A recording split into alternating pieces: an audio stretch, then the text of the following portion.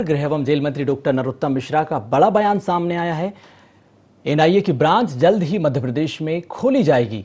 तो बड़ी खबर आपको बता दें राजधानी भोपाल से, जहां पर नेशनल इन्वेस्टिगेशन एजेंसी की एक ब्रांच जो कि राजधानी भोपाल में खोली जाएगी। आतंकी गतिविधियों पर यह एजेंसी नजर रखेगी। आतंकी गतिविधियों को किस तरह से रोका जा सके, इस पर यह एनआईए जो कि काम करेगी, नेशनल एजेंसी है। गृह मंत्री डॉक्टर नरोत्तम मिश्रा ने कहा है कि जल्द ही इसको राजधानी भोपाल में खोला जाएगा।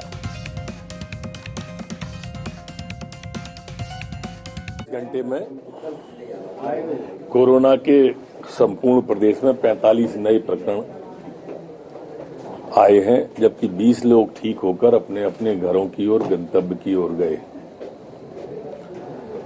एक्टिव केस संपूर्ण मध्य प्रदेश में 219 बचे हैं। जो सैंपल कलेक्शन पिछले 24 घंटे में हुआ वो 7,763 लोगों का सैंपल हुआ है। संक्रमण दर हमारी वर्तमान में 0.58 है, जबकि रिकवरी दर हमारी 98.7 पर स्थिर बनी हुई है। वर्तमान में कोई भी 24 घंटे में पुलिसकर्मी संक्रमित नहीं हुआ है। कुल एक पुलिसकर्मी एक्टिव केस है। पिछले 24 घंटे में जो वैक्सीनेशन हुआ है संपूर्ण प्रदेश में वो 19,206 है। अभी तक कुल वैक्सीनेशन जो हुआ है 11,81,23,007 लोगों को कुल वैक्सीनेशन हुआ है। एक विषय और आपके ध्यान में डाल रहा था, एनआईए नेशनल इन्वेस्टिगेशन एजेंसी की ब्रांच अब मध्य प्रदेश में जल्दी खुल जाएगी। हमारे आतंकी संगठन जो हैं इन्वेस्टिगेशन इनका वो करेंगी, जैसे जेएमबी का उनके पास गया है, सूफा का उनके पास गया है। इस तरह के आतंकी संगठनों के लिए ये ब्रांच मध्य प्रदेश में खुलने जा रही है। पिछड़े वर्गों के हितों के लिए ये सरकार का संकल्पित है और माननीय मुख्यमंत्री जी ने ये विषय सुप्रीम कोर्ट का बहुत गंभीरता से लिया है, इसलिए अपनी यात्रा को स्थगित कर दी है। जैसी सब अपराधियों के साथ कार्रवाई होती है वैसी ही कार्रवाई की है और जो भी नाम है वो उजागर है। भ्रमपूर्ण स्थिति शायद वहां हुई होगी, जिसके लिए कल एसपी को उन्होंने ज्ञापन दिया था और एसपी ने वो ज्ञापन लिया है। स्थिति अब सामान्य है, कोई दिक्कत नहीं। अच्छा, अदालत में कौन गया था आप बताओ? बीजेपी गई थी। बीजेपी चुनाव में गई थी, चुनाव से भागी कांग्रेस। जब भगोड़े बनके आप अदालत जाओगे तो परिणाम तो जो आना है आपके सामने है। तो दोषी कौन हुआ? हमने तो चुनाव की घोषणा कर दी थी, चुनाव प्रक्रिया प्रारंभ हो गई थी। इनके बड़े बड़े वकील, इनके बड़े बड़े कार्यकर्ता, विवेक तनखा जी, सैयद जफर जी, जया ठाकुर जी, अदालत में तो ये गए ना। गए तो परिणाम तो आया नहीं इनके अनुकूल, जो था वो और चला गया। और कांग्रेस के ये जो भी नेता है, आप देखो महाराष्ट्र में भी यही हुआ, वहां तो कांग्रेस की सरकार है। कांग्रेस की सरकार है, फिर वहां ऐसा क्यों हुआ?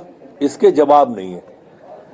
आरोप भारतीय जनता पार्टी पे लगाने से कुछ नहीं होगा मित्रों। 3 मुख्यमंत्री दिए हमने, माननीय उमा भारती जी, माननीय बाबूलाल गौर जी, माननीय शिवराज सिंह चौहान जी, 3 मुख्यमंत्री। हमारे प्रधानमंत्री हैं ये कांग्रेस और ये कमलनाथ जी। मुझे ध्यान है यही कमलनाथ जी थे जब आदरणीय सुभाष यादव जी मुख्यमंत्री बनने वाले थे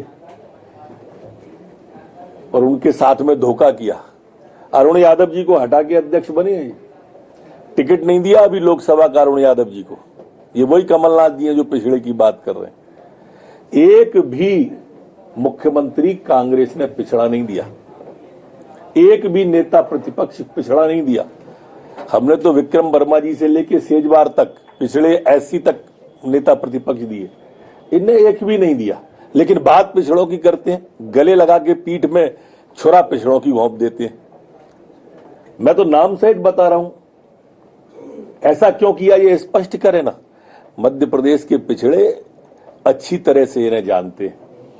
विधानसभा में यही नेता प्रतिपक्ष जो वर्तमान में, उनने कहा था कि 27% ओबीसी है। गलत जानकारी विधानसभा को दी, अदालत को गलत दी और स्टे ले आई।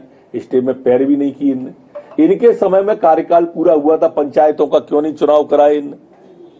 इन सब बातों के जवाब नहीं है, सिर्फ भाजपा के ऊपर। हम सरकार में इसलिए दोषी थोड़ी हो जाएंगे। हमने तो जो किया वो सबके सामने है और ये तय है। हम आज भी संकल्पित है कि चुनाव आरक्षण के साथ होना चाहिए। चुनाव के तो हम तब भी पक्ष में थे, हम आज भी पक्ष में हैं। ये क्यों भागे, अदालत क्यों गए, चुनाव से क्यों भागे, ये इन्हें स्पष्ट करना चाहिए। सुप्रीम कोर्ट का स्वागत है, धन्यवाद। और निश्चित रूप से हम मानते हैं कि अदालत का निर्णय आने के बाद से सब ठीक होगा। इनके सब बड़े आंदोलन आपने देखे हैं, पर्यटन पे निकलते हैं, ये किसी के भी साथ नहीं है, न नौजवान के साथ है। यूथ कांग्रेस को जवाब पहले देना चाहिए कि बेरोजगारी भत्ता जो आपकी सरकार में 15 महीने में देना था वो क्यों नहीं दिया, और दिया तो कितने लोगों को दिया। तब तो युवा साथ आएगा ना। जो युवा धोखा खा चुका है वो कैसे साथ आएगा।